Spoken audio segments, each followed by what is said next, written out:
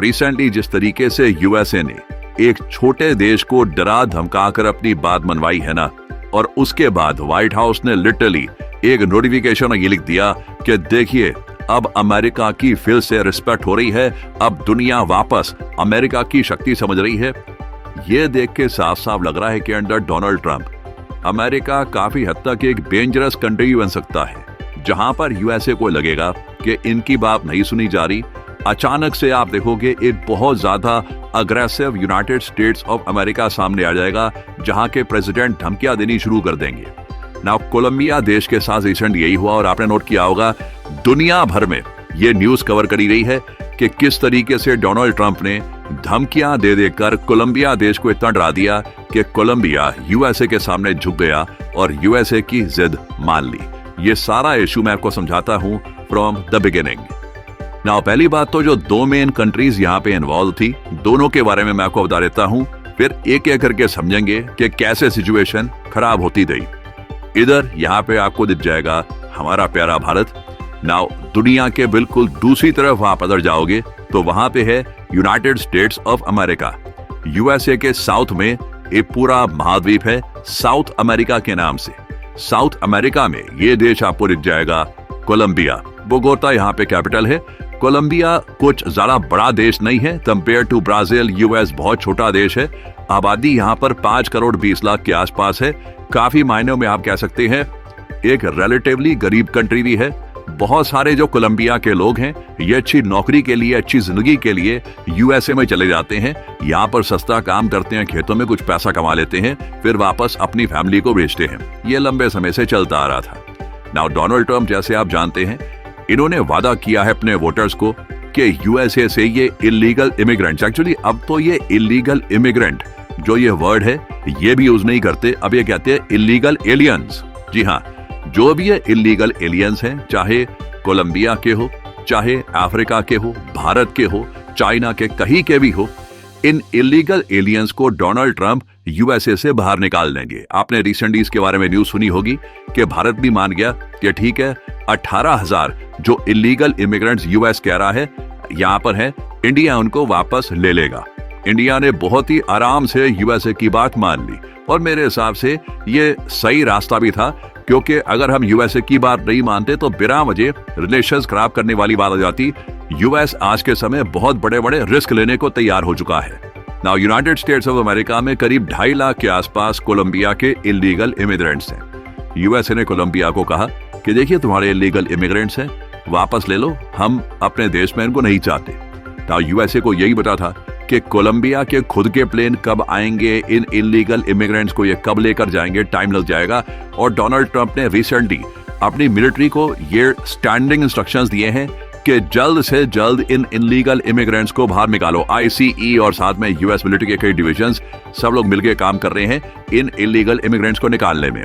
तो यहाँ पे क्या किया गया, यूएस एयरफोर्स के 2 विमान लिए गए, वहां पर कोलंबिया के इलीगल इमिग्रेंट्स को डाल दिया गया, और फिर दोनों मिलिट्री प्लेन्स ये रवाना हो गए कोलंबिया की तरफ। नाउ इशू देखिए तब खड़ा हो गया जब कोलंबिया के जो प्रेसिडेंट है, प्रेसिडेंट पेट्रो, इन्होंने स्टैंडिंग इंस्ट्रक्शंस दिए अपनी देश की मिलिट्री को कि कुछ भी हो जाए, यूएस मिलिट्री के जो ये 2 विमान हमारे देश की तरफ आ रहे हैं इलीगल इमिग्रेंट्स को यहाँ पर छोड़ने के लिए, इनको हमारे देश के एयर स्पेस में घुसने मत देना, हमारी इज्जत का सवाल है।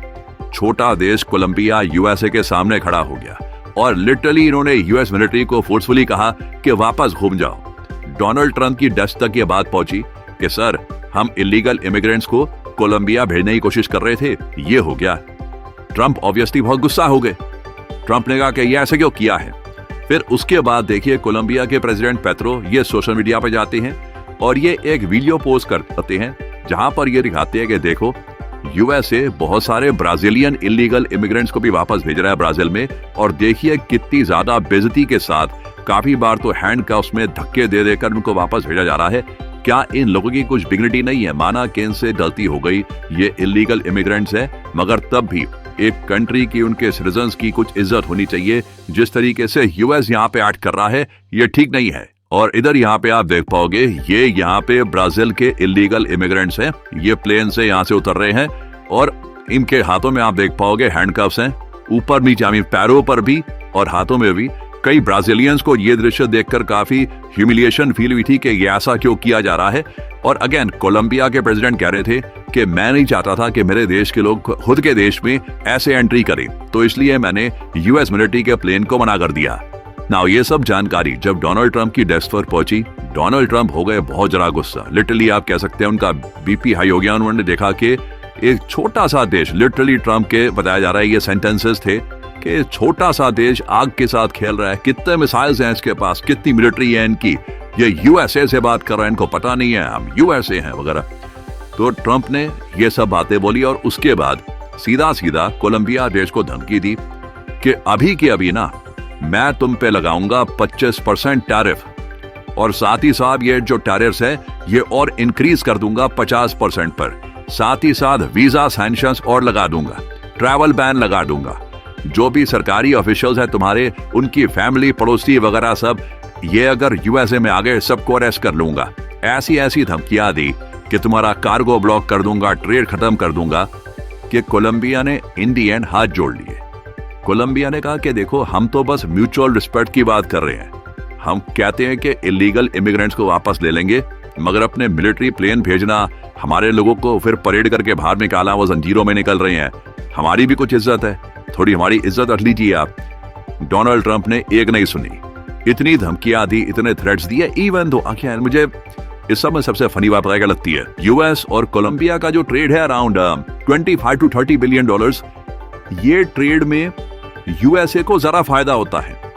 जैसे फॉर एग्जांपल इंडिया यूएस जब ट्रेड करते हैं तो इंडिया को जरा फायदा होता है, हम ज्यादा एक्सपोर्ट करते हैं यूएसए को।